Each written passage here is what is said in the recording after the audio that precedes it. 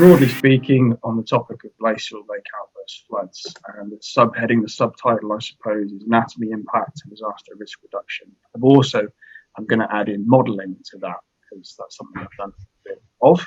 And you're going to ask me to talk a little bit about the modelling work and go into some of the technical detail about that. So that's something I'll touch on as well. So let's kick off.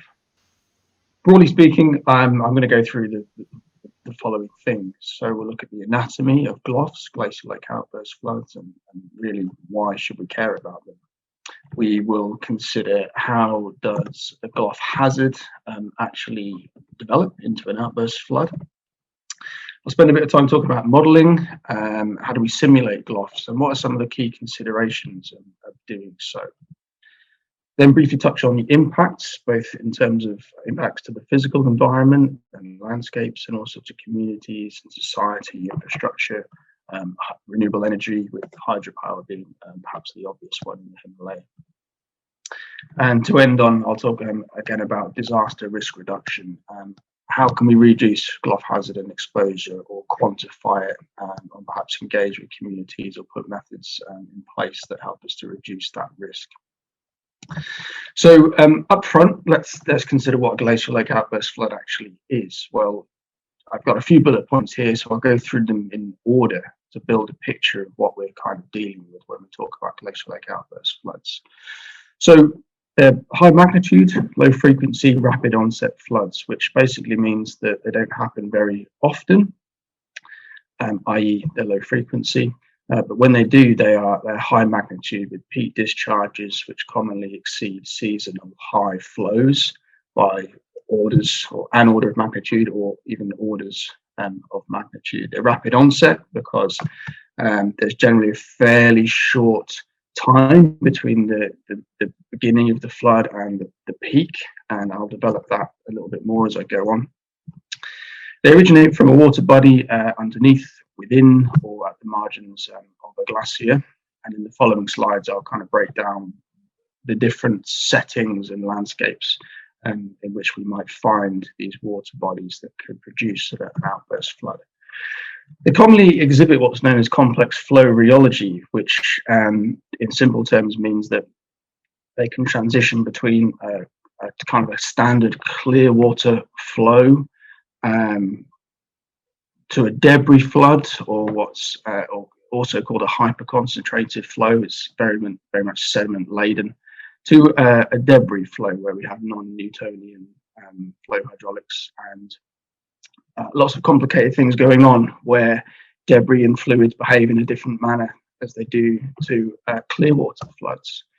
They have enormous potential for undertaking and affecting geomorphological reworking of channel and valley floor environments. So we're talking about substantial capacity to erode and to leave extensive deposits on the valley floor, which bring problems. They can pose a significant hazard to life, settlements, and infrastructure. And they can also have transboundary impact. So because they're able to travel for tens, if not hundreds of kilometers in some instances, they have local, regional, and also sometimes national impact, where they cross borders from one river basin, from one national or state to another. So I thought I'd very briefly talk about how we define what a glacial lake outburst flood actually is. And some of you may have come across this term yoklab, which is an Icelandic word, and the original definition of this word means the sudden generation and release of water due to geothermal activity or a subglacial volcanic eruption. At least that was the kind of type of flood that this word was applied to originally. It's used sometimes interchangeably with glacial lake outburst flood, and obviously it's not so relevant in the Himalaya. We don't have volcanic glaciers which are sitting on top of volcanoes, as you can see in the figure, the schematic in the top right there. And in this example, we have warming from beneath a glacier, which melts the ice above it and produces the water, which then escapes through a glacial system to form an outburst flood. We also have englacial or subglacial floods, which involve the temporary storage a sudden release of meltwater either from within or below a glacier. So a nice recent example from the Himalaya was published by Dave Rouse et al. In the cryosphere a couple of years ago, where they documented what they believed to have been an englacial flood, or rather the build-up and release of a water body which developed within Lhotse Glacier in the Khumbu Mall. So do check that study out. That's really quite interesting. And if we think about different settings, different ways, different scenarios in which lakes can actually develop, or water can develop and temporarily become dammed before being released, and this is a nice figure that I've used a few times in talks, and it's useful because it shows different kind of the complexity involved in not just a high mountain system, but many others as well, including lowland glaciers and ice cap settings. And so here we have two glaciers. In the top left, flowing down to the center, we have a glacier with a retreating tributary glacier just to the north of it, and water is developed in between these two ice bodies. Further down and to the left slightly, where it says ice confluence, we have the ponding of water there, where there's the other tributary glacier joins the main glacier. And we also have various other numerous marginal or ice marginal lakes. Now, what can happen is, in this example, let's take the superglacial, or sorry, the ice marginal lake at the top here. I'm not sure if you can see my arrow, hopefully you can. What might happen is that that lake might fill up to the point where it actually manages to float the ice temporarily, which dams it here, and the water can escape through the glacier system, generally through an existing subglacial passage, or one that expands as the water progresses through the system. Floodwaters travel subglacially, and the flood exits the glacier system further down valley. In recent years, there's been nice examples of these from Alaska in Suicide Basin. That's a good prominent example of this type of lake which is formed. We do get these types of things happening in the Himalaya, so it's not all about moraine dam lakes, which I'm going to dwell probably a bit more on later on in the talk. But this is just kind of a teaser as to how we get water ponding at the margins of ice bodies that can generate a hazard. Another nice example is this one, which I borrowed from Clegg and Evans from a paper that's 20 years old now or so.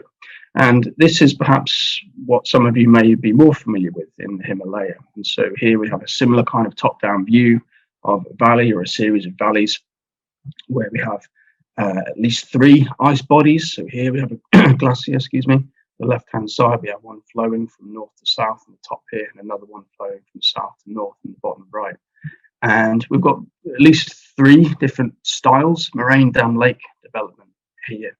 So let's go with them in order. Here we have a tributary glacier which has reached its maximum extent. It's deposited in moraine, which has blocked the valley here, and it's retreated, leaving moraine dam lake in the space between where the current glacier margin is and where the lateral moraine is. In scenario 2, it's slightly different in that we have the main trunk glacier, which is flowing down this valley. So this trunk glacier again has built a terminal lateral moraine at the front, which is breached, and so the flow from this glacier isn't ponding, but what it has done is dammed tributary valley here. So we've got a similar situation to Lake 1, but the mode of damming is slightly different, in which it's this trunk glacier which has built the moraine, which has blocked this valley. Moraine dam lake number 3, again slightly different in that it occurs in the trunk valley itself, and so this tributary glacier in the bottom right has advanced at some point. It's built this large lateral terminal moraine complex at the end, and again, like the glacier to the left, it's freely draining, but it's blocked the valley, and so we've had a moraine dam lake which is developed here. So this isn't uncommon. We do get, not just in the Himalaya, but further afield, catchments where we have multiple moraine dam lakes that are developed in different ways, and which can also occur in a kind of a cascade as well, which has its own implications for hazard development and makes things a bit more complex. In the previous slide, we saw examples mostly of where glaciers have retreated and lakes had formed in the space left between the moraines and the current day terminus. But what we also find, especially in the Himalaya, where we have lots of debris supply, which lead to the development of debris-covered glaciers, is that we get lakes developing on the surface of glaciers as well. So this is an example from Nepal. This is Ungazumpa Glacier. It's the biggest, if not one of the biggest glaciers in Nepal, and it's heavily debris covered along its length. And this kind of glacier, which has a low slope profile, lots of complex hummocky topography on its surface, gives rise to the development of ponds, superglacial ponds, which coalesce and expand and form glacial lakes. This is Imja show, which some of you may be familiar with in the Himalaya, and this is an image from some declassified American spy satellite imagery, corona imagery from the late 60s. And on it, you can see this is Imja Glacier, as it was 50 years ago or so, I guess.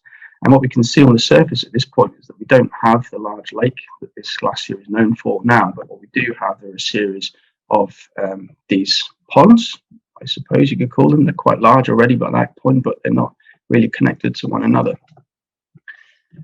In the field, these ponds look something like this. This again is an image from Ungazumpa Glacier, but it shows you in the field what these ponds kind of look like and how they start out life. As they develop, they merge and they can form these what are known as protoglacial lakes, I suppose, which can be quite big in themselves. And ultimately what happens is that over the course of decades, generally you get from a situation where you have a few ponds to an enormous lake, which can measure, in this case, up to 2 kilometers long or more. This imagery is 13, 14 years old now, and the lake is substantially bigger at this point. But we're talking about the storage and the impoundment of millions and millions, if not hundreds of millions, of cubic meters of water. So that's a bit of background, I suppose, about how lakes generally develop. But regardless of how a lake or a large meltwater store develops, in order to produce a glacial-like outburst flood, what we need a few ingredients. One of those ingredients is obviously a water body, and the red there is the trigger. So we also need a trigger. Now in between, we might also have some conditioning factors from the catchment of the lake itself, which increases the hazard and increases the likelihood of a glacial lake outburst flood occurring. So what might trigger a glacial lake outburst flood? This is a sketch I put together for a paper we put out a few years ago, a review paper in their science reviews, and it's adapted from an earlier figure by John Reynolds and Sean Richardson in their 2000 paper. But it shows a kind of a cartoon figure, it's fairly idealized. It shows a cartoon figure of a catchment, a mountain catchment, where we have a glacial lake that's developed and sits currently, it's impounded in this basin in front of a receding mountain glacier. So what's going on here? Well, we have the lake, but what we also need are some triggers. So what we've identified in this figure are at least 3, and there are more potential triggers in these kind of catchments. So from left to right, if we look at the red circles, what we have are glacier carving. So we might have a large chunk of ice carves off the front of the glacier and forms a displacement wave. We know that these waves happen, they're common. Carving is a natural glaciological process, and there's nothing unusual about that. In actual fact, to the best of my knowledge, there haven't been too many documented examples where this has actually triggered a glacial lake outburst flood. The majority of historical cases of GLOFs where we know what the trigger has been, and there is a lot of uncertainty here because it's largely a reconstructive exercise, is from the collapse of hanging glaciers or rock or ice avalanches which enter the lake from the slopes above the lake. So here, if we look at the second red circle in, and we have a glacier which is perched perhaps slightly up on the mountainside and may destabilize and release a mass which gains enough momentum and impact energy to form a wave in the lake, which ultimately overtops it. We could also have debris flows and so on. On the right-hand side, there's a few others that I haven't touched on yet that are important. So rainfall, either sudden cloudburst events, perhaps combined with high precipitation, such as you find in the monsoon period, can also trigger overtopping and outburst events. And I'll touch on a recent example from India on the next couple of slides where that's occurred. What we also have is ice melt and piping. And whilst piping is a trigger and can be, and again, I've got another case study to show you where that is deemed to have been the cause of a GLOF. And we also have ice melt, which is kind of sits on the fence, I suppose, between being a trigger and a conditioning factor. Earthquakes are mentioned there, but I'm a little fuzzy on whether GLOFs occur following major earthquakes. To the best of my knowledge, that's not primary trigger, at least a dominant trigger of GLOFs in the historical record. Ultimately, what we tend to find happens is either a mass enters the lake and causes a displacement wave, or perhaps a seepage wave, which is slightly different, and a wave propagates along the lake surface, overtops the moraine dam, which is generally composed of unconsolidated, fairly easily erodible sediment, and either enlarges an existing outlet channel or carves its own outlet channel, a new one, through the terminal moraine, which forms the outlet for some escaping flood waters. Or we have what's known as piping or seepage, where we have water flowing through the moraine dam and it escapes via some kind of outlet or portal through the moraine dam, which then enlarges and may lead to breach development. The final thing, I suppose, ultimately what we have is the release of a large quantity of water, generally quickly, sudden onset floods with a very high peak discharge. So although understanding what the triggers are is very, very important, the end product is a high magnitude flood, which can cause devastation downstream.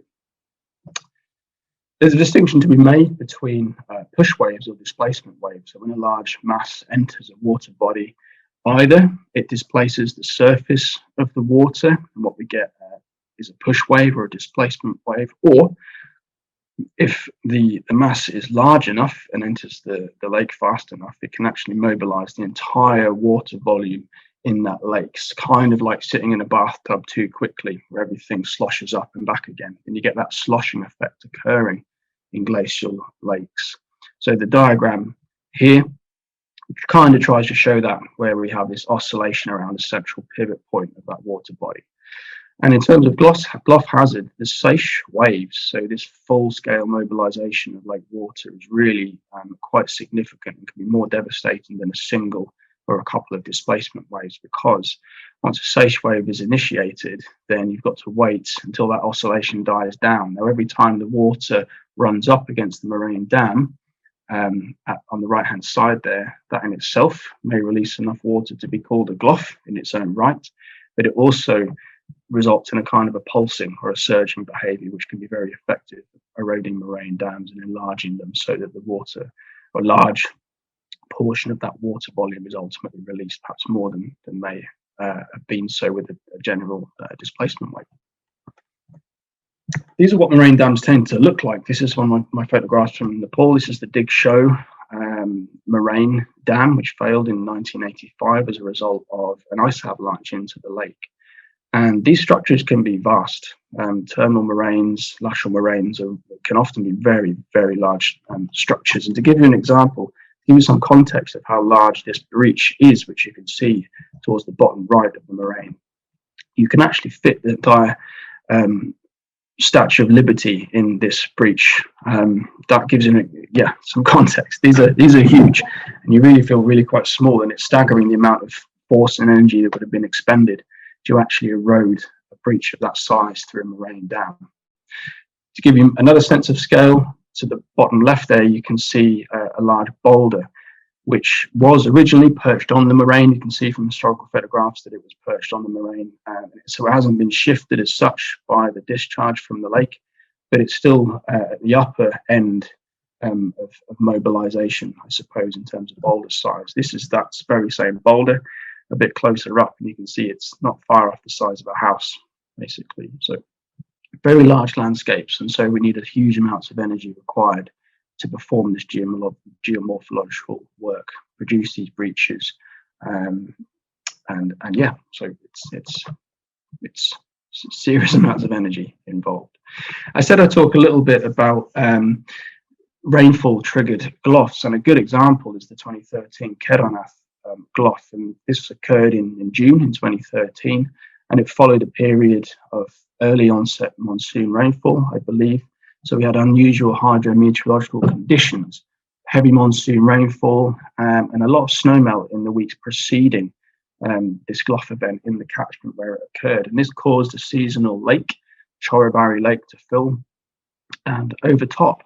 And what we had here also is that we found that the topographic disposition of the lake and watershed was conducive to the rapid surface runoff and filling up of this lake. We also lacked a stable or an armoured moraine dam outlet, so there wasn't really an outlet that existed there which could actually kind of divert and accommodate some of that flow. And so a large breach developed very quickly, and these things played an important role in the hazard development, which found that over half of the village structures were destroyed just downstream, and there's been a series of papers which I've noted here, which people can follow up on if they wish. Here's a nice picture. Well, obviously not so nice for the people living there. It's a tragic event, but it shows you the extent of the devastation that occurred. Anything that's in red for buildings that were completely destroyed. Anything yellow was damaged or partly destroyed, and green slightly or altogether unaffected.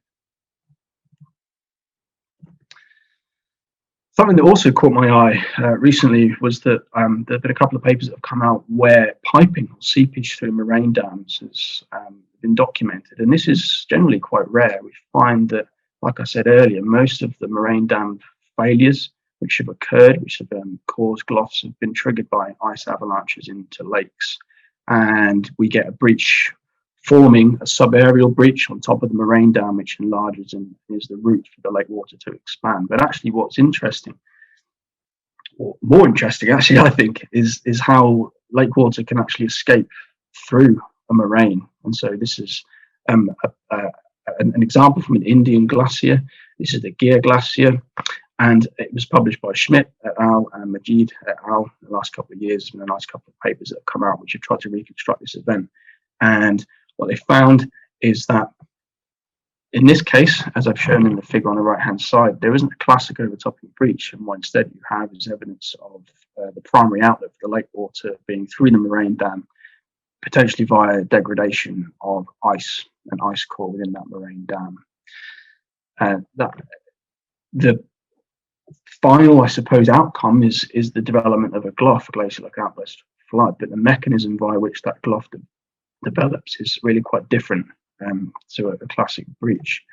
And some older work by one of my colleagues, John Reynolds, found that actually ice can be really quite widespread in moraine dams. This is some work from some time ago now, where they use electrical resistivity profiles across a terminal moraine complex in the Glacier in Nepal, and it shows you that the purple colours and the blues are indicative of ice bodies in the moraine dam. So this is complicated really for GLOF hazard development, because unless you do detailed field surveys, it's tricky to know whether there is ice. There's clues.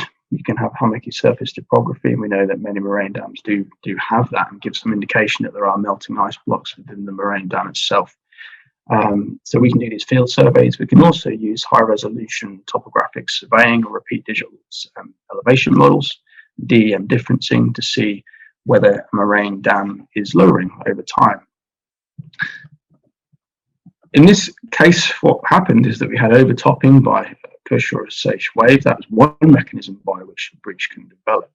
But actually what happened in this case is that we had a moraine core, an ice core, and so rather than overtopping and the development of a classic breach, we had moraine ice degradation perhaps, and so the development of a route for that water to escape through the moraine dam.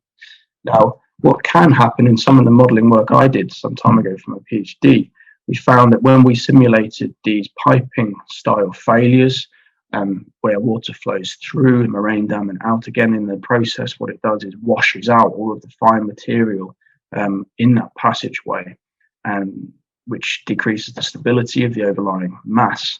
And we found that failures which originated or started off life as piping failures like this actually developed in most cases into full-blown subaerial failures. And so we had eventually collapse of the overlying moraine and the development of a subaerial or open air breach as well. And so the transition from low flow to high flow is actually really quite rapid and triggered by retrogressive erosion or back wasting of the ice distal face of a moraine dam. Is it an alternative and potentially overlooked mechanism for breach initiation? Well, perhaps. It's an open question, I suppose, and it's something that's certainly piqued my curiosity. What is the impact of climate change on how breaches might develop through moraine dams? Perhaps this is something that we should be keeping an eye on if we can, and dedicating some energy into doing so. So I've talked a little bit there about what is a GLOF, how it develops, how lakes form, and what some of the likely trigger mechanisms can be for glacial-like outburst floods. I guess with an emphasis on moraine dam lakes more than anything, perhaps because that's the style of lake I'm the most interested in. How do we model them then? Okay, so we have some understanding of how they develop, but how do we simulate glacial-like outburst floods? Well, at the simplest level, what we tend to want to do is to generate a lake outflow hydrograph. And I've shown an example, one above here. It's not a real hydrograph, it's one that we put together for a paper. And what we want to do is simulate this because it forms, for the most part, an upstream boundary condition for a flow model, which is used to send the flood down the valley and look at the geomorphological impacts, look at the hazard posed to people, to structures, and so on. And so these breach hydrographs look something like this at the top here, and they have generally a number of phases. I suppose if you look on the x-axis, we have T0 all the way through to T5. And so between T0 and T1, we have a stable dam. It's not going to fail anytime soon, and it's kind of happy just sitting there. We then have some kind of trigger event at T1, which results in breach initiation. And the length of breach initiation, there's no fixed rule as to how long that might be. It could be hours, it could be days, it could take quite some time. What's important to note is that the breach initiation phase, there's still no guarantee that full-blown breach formation through a moraine dam could actually develop. If the breach enlarges to the point where it becomes runaway expansion of the breach, then it transitions to what's known as breach formation. Sometimes breaches can actually kind of stop developing the channel through the breach or over the moraine dam might become armoured with ice boulders and so on, and so a GLOF can actually be naturally avoided. However, if it does develop into a full-blown breach, then what we see is rapid increase in discharge and flow from the lake, ultimately peaking at some point. And again, that peak varies in time. The discharge itself is generally, as I said very much earlier in the presentation, many orders of magnitude higher, or at least an order of magnitude higher than the seasonal high flow floods, especially in fairly steep mountain rivers. How do we actually go about generating these? Well, if we think about the breach itself, what we want to know, let's say we want to figure out what the peak discharge is coming from a lake. Well, this is a screen grab of a table that we had in a review paper a few years ago. And on the right-hand side, you'll see that there's lots of different ways in which to figure out or estimate using empirical equations what the peak discharge from a given lake is. And this is great. They're very simple to use, and often what you actually only need are some geometric descriptors of the moraine dam, such as its height, or you might want to know the volume of the lake in the moraine itself, and the moraine dam lake itself. And so there are equations we can use. Duncan Quincy and Simon Cook had a paper which followed up on some of Christian Huggle's work a few years ago, where they used the surface area of lakes and built a relationship between surface area and depth or volume of known lakes to figure out how you can arrive at an estimate volume if you just know the surface area. So there are ways of getting at that value. But broadly speaking, most of these were developed for engineered structures, and so only a handful of these actually involve natural dams, and even then there's a range of those that are applicable to landslide dams, lakes, to moraine dam lakes, and whilst they're very simple, they're also prone to quite a lot of error, I suppose. To build on that, to go beyond empirical equations, what we could also use are what's known as analytical dam breach models. And these are a bit more sophisticated than empirical dam breach models. They're semi-physically based, and they incorporate some simplified numerical treatments of real processes, and they also assume often that the rate of breach growth is purely time dependent. Some of them require you to specify what the final breach dimensions are going to be. So that brings problems, because especially if we're wanting to use these models in a predictive capacity, then we don't know what the final breach dimensions could be, and so there's a lot of assumptions that have to go into these. Although things have come on in recent years, and of course, as I'll show a few slides time, we have far more advanced ways now of breaching moraines and modeling the breaching process.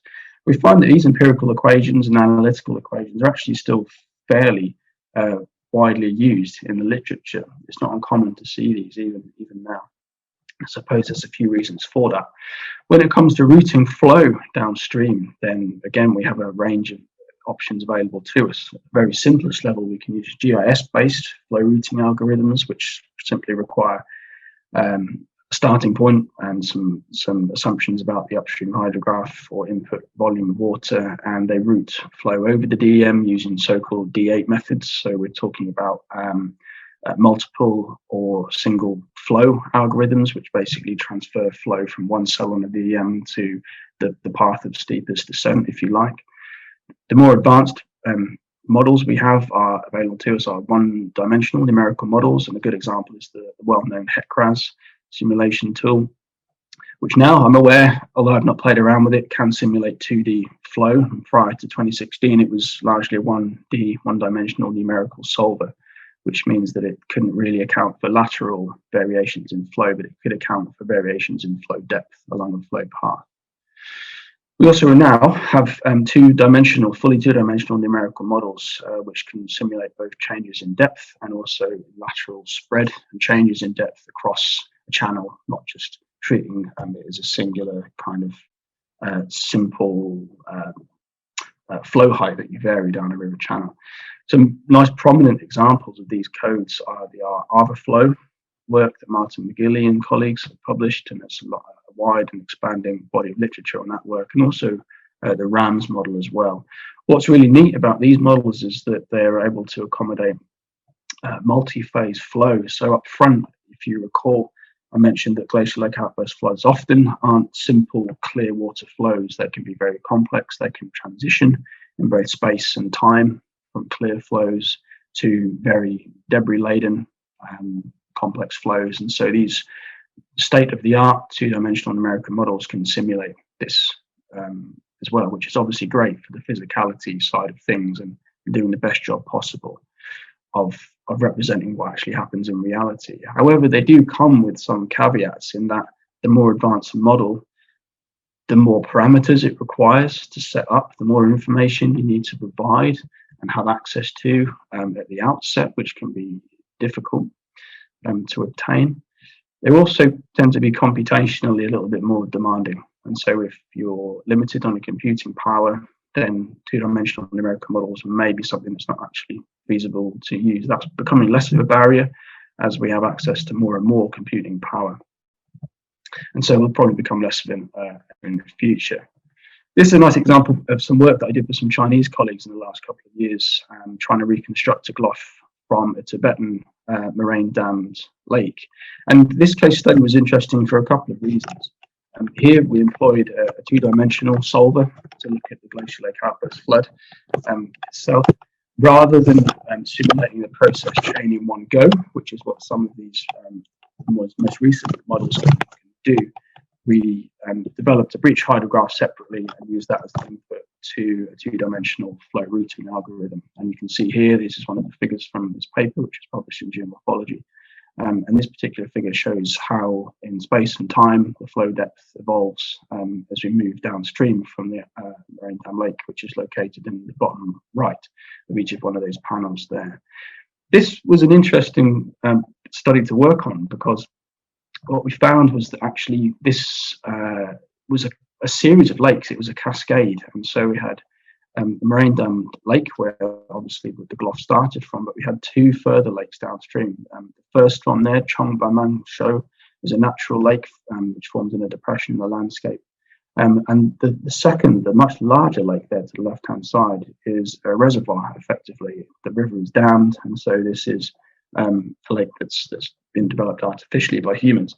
And what we found was that these lakes actually had a really significant buffering effect on volume of water, which ultimately ended up going further downstream and didn't cause any fatalities and only limited damage, I suppose. So that in itself was interesting. We estimated that something like 90% or just over 90% of the flood volume was contained in the area shown on this picture, high up in the catchment, and never really made it down further downstream, certainly not in a sudden onset flood. There was damage to a dam structure and so on. But this is a contrast to other case studies where we found that cascading lakes can actually pose a hazard in themselves. So to go to the other end of the extreme, if we have a Moraine Dam Lake, which is perhaps joined to another one, very close proximity to another, we can have a cascading effect where the failure of one lake then causes the failure downstream of another lake. And so you get an increase in the volume of water and the severity of the GLOF as it stands to cause damage further downstream.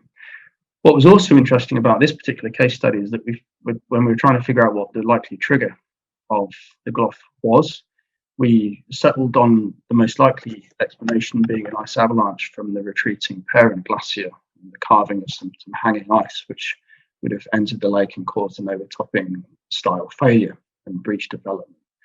But then when my colleagues dived into some of the local weather station data, regional weather station data, we found that in the weeks prior to the outburst flood, there had been quite a lot of precipitation, something like 40% higher than the mean for that time of the year prior to the GLOF. And so there was a suggestion perhaps that had caused some instability of the parent glacier and promoted the development of a nice avalanche, or at least it could have been a conditioning factor, if not a trigger itself. What we also used for this work was some UAVs and some structure from motion topography to get a better or really good handle on what the geometry of the Moraine Dam was, which is important for parameterizing the breach model. And we're finding that these emergent landscape surveying methods, so drones, structure from motion, can actually be quite useful for glacial lake outburst flood related work. And they're very versatile, and the quality of the data that you can get using these methods from a topographic perspective is excellent. I suppose this should be set against the context of improvements in satellite remote sensing data and the quality and the resolution, both spatial and temporal, of those data sources. And so we're really quite fortunate, I suppose, in some regards, that we do have access now to these really good digital elevation models, which can be used both for improving understanding geomorphological analysis of lake systems, both failed moraine dams and ones which might fail or we think could pose a hazard in the future. And high resolution digital elevation models, which ultimately form a really important part of any flood routing model when we're looking at propagating or sending a flood further down the valley. But do we always need to use the most sophisticated numerical models? My feeling is no. I think the reason for undertaking glacial lake outburst flood modelling should really drive the choice. And so just because we do have access to these all singing, all dancing, very sophisticated models doesn't always mean that we should use them. So I've picked out a couple of case studies from the last couple of years, as you can see there in the bottom left, where you guys from Potsdam, some of you have used empirical dam breach equations for doing these large-scale predictive ensemble models, which wouldn't really be feasible with a really complicated two-dimensional solver, especially not when you try and scale up to consider thousands and thousands of model runs. But then on the other hand, there is obviously clearly a place for these very sophisticated models, especially for site scale glacial lake outburst flood reconstructions of historical GLOFs or for predictive modeling. One thing I found in some of the research I did not so long ago was that the digital elevation model grid resolution can actually be really quite important, especially close to the flood source. And what you find is that you get quite a difference in the inundated area from a glacial lake outburst flood if you vary the resolution of the digital elevation model that you actually use to route that flood water across. And what we find is that as you decrease the resolution or improve it, I suppose, if you go an example on the right hand side there from 32 meters down to 4 meters, you see that the spread of the water changes quite dramatically. There's less of a change when we dropped from 8 meters down to 4 meters, but especially when you looked at, doubling or even tripling that resolution, then it really was, it was quite striking. Admittedly, I'll hold my hands up and say this was only about a mile or so, kilometre and a half distance that we simulated this over. We didn't look at how it affected flow further downstream, and I think some people have in the literature. But when it comes to producing hazard maps and seeing where glacial lake outburst floodwaters might intersect settlements, infrastructure, roads, and so on, then this becomes quite important. What we're likely to see is that you get increasing convergence of flood extents or hydrographs with increasing distance from the flood source. We know that glacial lake outburst floods do a lot of geomorphological work fairly close to their source, and that their power tends to attenuate quite rapidly with increasing distance. And so, again, whilst this isn't something that I've tested, my hunch is that you're likely to see increasing convergence of flood extents and hydrographs, as you move downstream. And so this DEM grid resolution issue may become less important, arguably. Of course, when you use a higher resolution DEM, that also increases substantially the computing power that is required to run a flood model. And so there is a consideration there, various factors to consider, not just the reason for doing the modeling, but that is the primary driver in my view. So that's kind of the anatomy of GLOFs. That's some of the modeling approaches that I've used and are available for people to use to simulate these things. But what about the impact? What happens when a glacial lake outburst flood actually occurs? This is, we're going to revisit briefly here on this slide, the Digshow GLOF from the Himalayas in Nepal from 1985, and this is one of the photographs from I visited around 10 years ago, I think now, and this is quite good. It's a nice photo because it illustrates quite prominently what the impact of the GLOF can be on the landscape. This, in terms of distance, I guess we're talking from the moraine dam on the left-hand side to the right-hand side of the image, where you can see a small village, perhaps. You can see my cursor, you'll be able to see the village here, around half of which was destroyed by the GLOF in the mid-80s. And so what we have are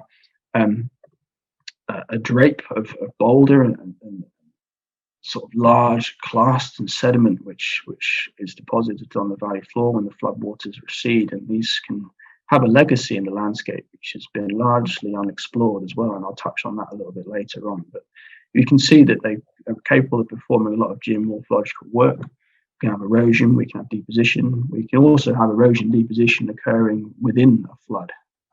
And so what we end up with is a final deposit, and from that we have to do our best to try and reconstruct what actually happened when the flood occurred, and that's where numerical models are useful.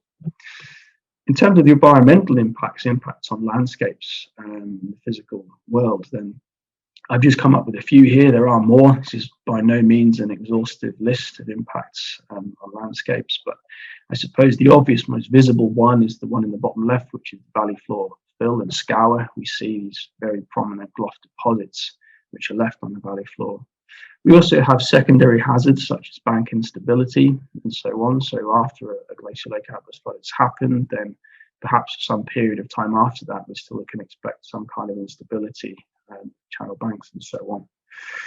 What's also worth mentioning is that glacial lakes are an important surface water store in high mountain and other environments, especially in dry season. They're very good at regulating flow, and whilst they don't contribute a huge amount, I suppose, they are nevertheless really quite important. And if we're thinking that, well, as we believe, it's well established, I think by this point that we'll see a reduction in meltwater as we move towards the end of the century, probably, then actually having some of these surface water stores retained in the landscape is really quite important as well. So although they present a hazard, there's potential for them to present an opportunity. Some colleagues at Leeds are doing some work looking at the potential of exploiting these surface water stores, such as glacial lakes, for hydropower, runoff, and so on. If a glacial outburst flood doesn't necessarily entirely drain the glacial lake, then we might also be set up for some future moraine dam instability. We do find, and there's some good examples from Peru in the Andes in particular, where we've had overtopping waves which have produced glacial outburst floods, but haven't actually formed a breach that's been large enough to fully drain a glacial lake itself. But we are left with then, in that situation, a moraine dammed lake, which might be prone to failure further down the line. And so that's something that's definitely worth keeping an eye on if we can. In terms of the societal impacts, again, this is by no means an exhaustive list. These are just some of my initial thoughts. But when we think about the potential impacts of a glacial lake outburst flood and who or what is affected, then we have obviously loss of life potential for injury as well, which affect individuals, family units and communities, damage to transport and energy infrastructure, which can affect transport of goods and services, and importantly, emergency access to sites immediately following glacial lake outburst flood. We can have disruption or outright destruction of hydropower facilities with implications for energy production, both domestic and international, where some of that power is exported overseas. Damage or destruction to land, agriculture, industry, residential and settlements, and amenity value land as well, which can cause risk to livelihoods and affect local economies directly or indirectly. We also have impacts for water quality, and we find short-term water quality degradation. What was one of the interesting outcomes from the recent Chamoli event in northern India, which wasn't a GLOF, although I know there were some reports of it being a GLOF early on in the days following the event, but it bear a lot of similarities, I suppose, to glacial lake outburst flood, which may have been where some of the confusion arose from. But we found that we had water quality issues further downstream, which I believe were short-lived, but nevertheless were quite significant. There were impacts to water treatment plants and the capacity of that infrastructure to effectively process and clean the water in the river because of the sheer amount of sediment and turbidity of that water. And this can affect communities and infrastructure. What's interesting, I suppose, as well, something I found interesting from that Chamoli event is the question of what's going to happen in subsequent years. So you've had, in that case, a huge amount of sediment deposited in the valley bottom. And so when the monsoon river flows start to increase, you will presumably have reactivation of some of those sediments, which will have implications for potentially the hydropower downstream and also water quality. So we might see the situation perhaps in years to come where, until that source of sediment is exhausted or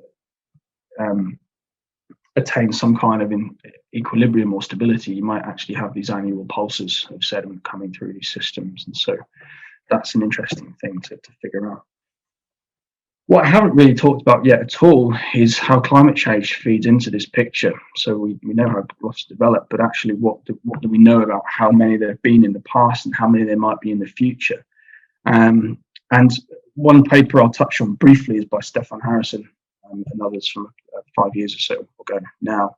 They looked at building a global picture of GLOFs from the late 1800s to present day, and I'm aware there are more up-to-date versions at a regional level of some of this work as well. But they found an increase in frequency of glacial lake outburst floods following 1930, which I believe is a lagged response to warming, which marked the end of the Little Ice Age. And this wasn't synchronous across the world. It was different according to the region because the climate history and the deglaciation response varies according to where you are in the world. But they found that climate change attribution was possible, but actually really quite complex.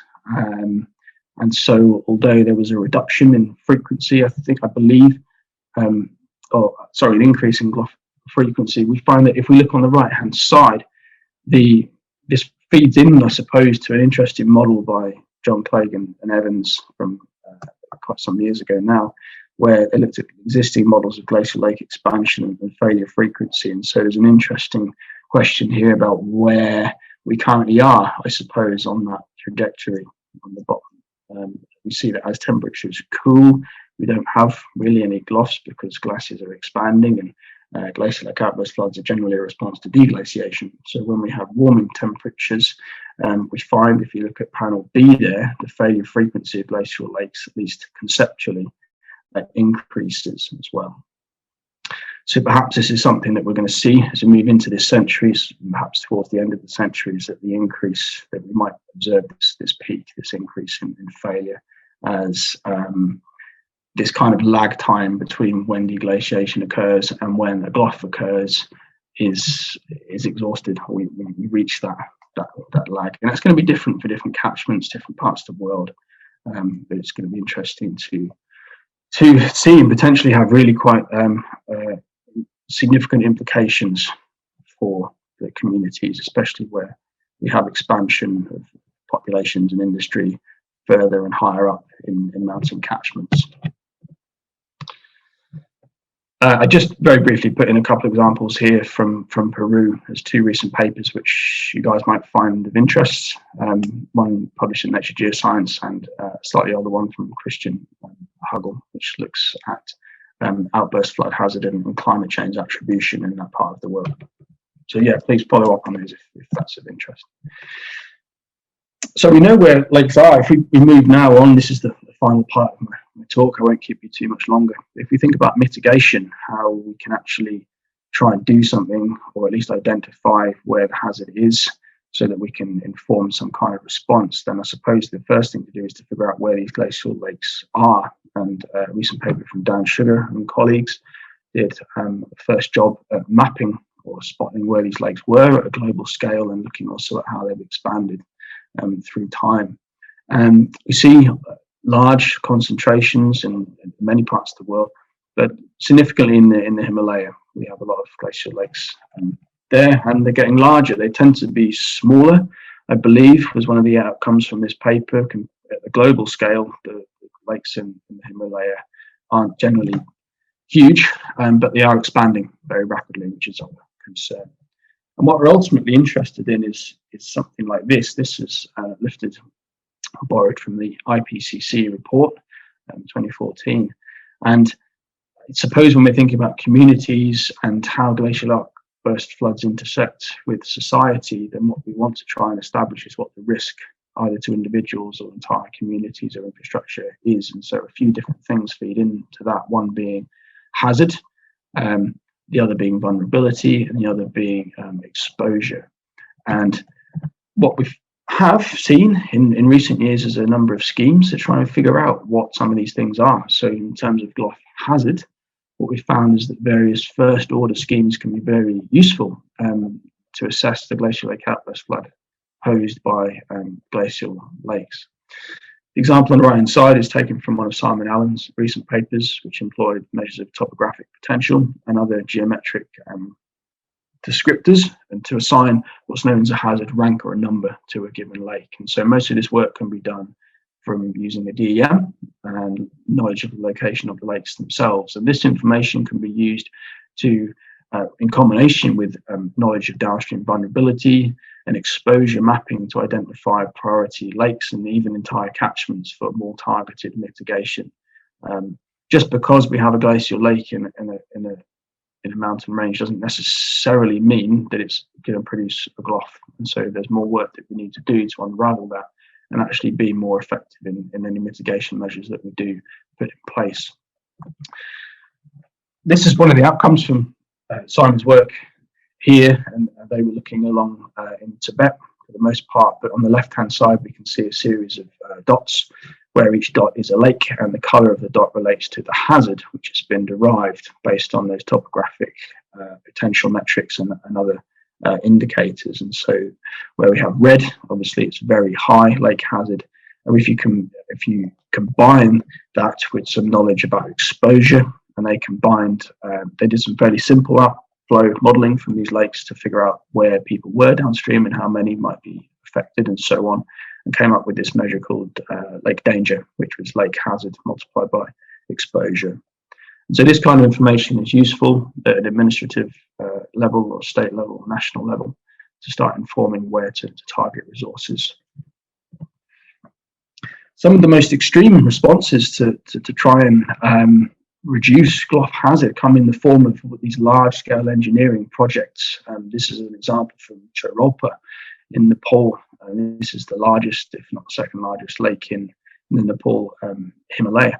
And around the turn of the century, there was a very large engineering project that was undertaken to basically form a concrete spillway and manage structure across the moraine dam outlet in order to provide some kind of control over the lake level.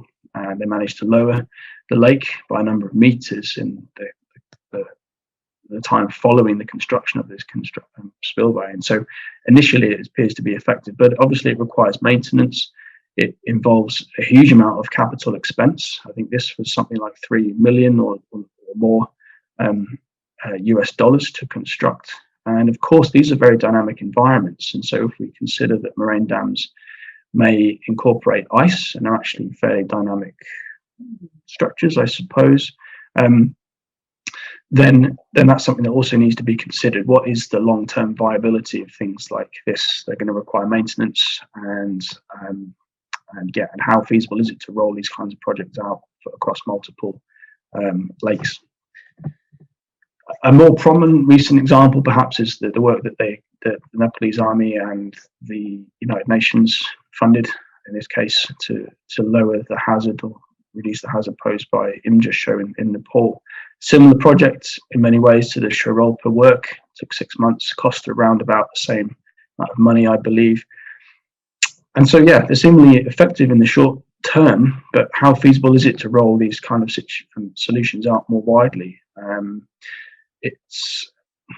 I don't know the answer to that question. So if anyone is keen to discuss them, please feel free to do so.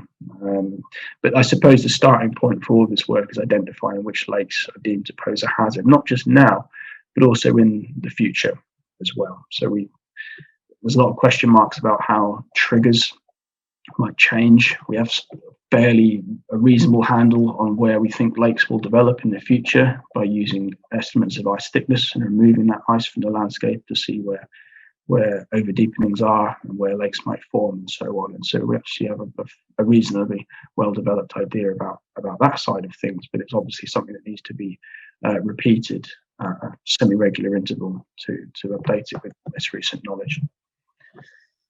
We also see that there's a very high risk to hydropower. And as Wolfgang said in his talk several weeks ago, and he spent some time talking about this, I believe, but we're seeing that hydropower is expanding we're finding more hydropower projects being developed at higher altitudes. And so the closer you move these things towards the source of an outburst flood event, be it a GLOF or otherwise, then the larger the hazard and the larger the exposure is going to be to these structures. And as we saw in the recent Chamoli event, it can have really quite devastating impacts to hydropower when a large mass flow comes down the valley. This is a screen grab that I borrowed from one of Wolfgang's papers, which shows this quite well at a regional scale, where planned or under construction or even operational hydropower intersects the paths of potential GLOFs, and it's quite striking, some of the outcomes from that work. This again is the last time I'll touch on this Chamoli event, but this was interesting in many ways because we did some work following the event which I might add destroyed or damaged at least 3 or 4 hydropower facilities. We used a landscape evolution model combined with a hydrodynamic model to look at what the evolution of the landscape would be over following the event. And so we've had the floods come through, the valley floor in this case has been filled up with a lot of sediment. And we found that actually these sediments erode and degrade really quite quickly. We find a lot of rapid elevation change happening with implications for outputs to sediment yield and so on.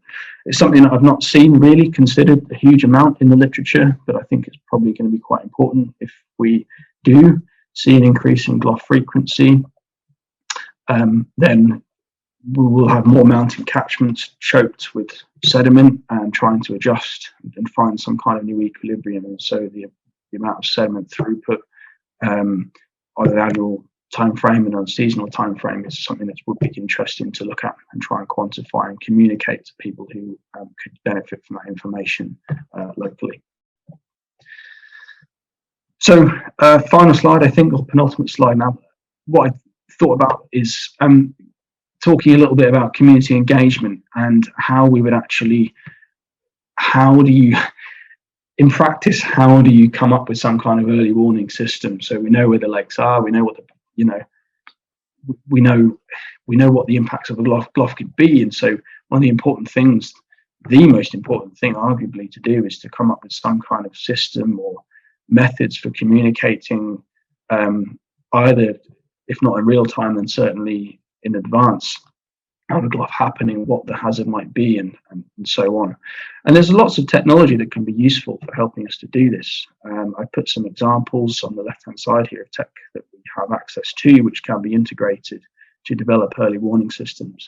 Some countries, I know Nepal had some early warning systems set up. I believe there's some in India, although feel free to correct me if I'm wrong there. And certainly in South America, we have early warning systems set up as well. And they are expensive and they require maintenance, but they can be effective, I suppose. And these tools might range from things like buoy-mounted DGPSs in lakes to track lake level and see how that might change rapidly. So if lake level drops, we can send signals from a DGPS system in the lake to trigger an alert. Similarly, we can have DGPSs placed on moraines. These have long-term implications as well and can be useful for looking at moraine degradation alongside DEM differencing.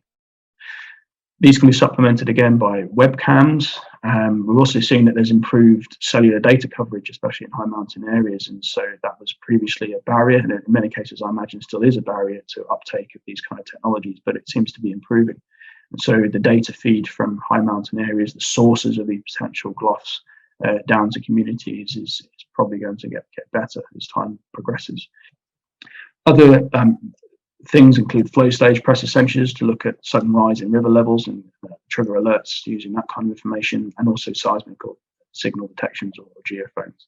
And I suppose really, as has been shown in Peru, an example on the right-hand side there, what really we've worked towards is a combination of different methods based on which method is most appropriate for capturing potential triggers, and that really needs to be informed by, I suppose, a combination of remote and field-based investigations and consultation with local stakeholders and experts. And what's also really, or perhaps the most important thing here, is engaging with communities. I'm aware there can be skepticism about building and developing these systems and these catchments, and so getting communities involved so they understand what the hazard is and how this technology can actually help to hopefully keep them safe is really quite important. So final slide, thanks for bearing with me. I thought I'd finish on with some things that we know and some things that we don't know about glacial lake outburst floods. So hopefully, as you've gathered from the last sort of 45 minutes or so, we know where current lakes are for the most part, but we have some kind of handle on where they might develop in the future. We also know that we can employ, if we wish, a range of models to simulate glacial lake outburst flood process chains and look at where those process chains intersect people and things. And we know for the most part where those vulnerable populations are, or we have methods to identify these. But some things we perhaps don't yet know, in no particular order, I might add, is how the magnitude and the frequency of GLOF triggers might evolve in coming decades. So great, we know where the lakes are, but actually probably one of the largest question marks in the field And this is a theme that I'm seeing in lots of papers coming through, is that the big question mark is how these triggers are going to evolve in the future. Might we find that understudied conditioning factors and triggers gain more prominence? So things like degradation of moraine dams and piping style failures. Has that been overlooked? I don't know, but it perhaps warrants a little bit more investigation. What is the geomorphological legacy of these extreme flows? So an event happens, it causes damage, it can be devastating, it can cause loss of life, and so on. But what's the longer term impact, I suppose, in the landscape of these flows? That's something that's interesting to me, and hopefully I think would be worthwhile to explore, and I'm keen to do so. And I'd encourage others to do so as well, clearly. And how might exposed populations and infrastructure change in the future? We know that the populations are obviously continuing to expand, and generally speaking, expanding to higher up in these catchments, but we don't really know at what pace that's going to happen. And I think really it's a case of keeping an eye and regularly updating hazard maps, regularly updating exposure maps and so on, so that we don't just produce these lake inventories and hazard inventories and then we just don't touch them again for 20 years or so. I think there needs to be some systems in place so that these things are revisited at some kind of defined interval so that they can be updated accordingly. That's me. I'll be quiet now, and thank you for your attention.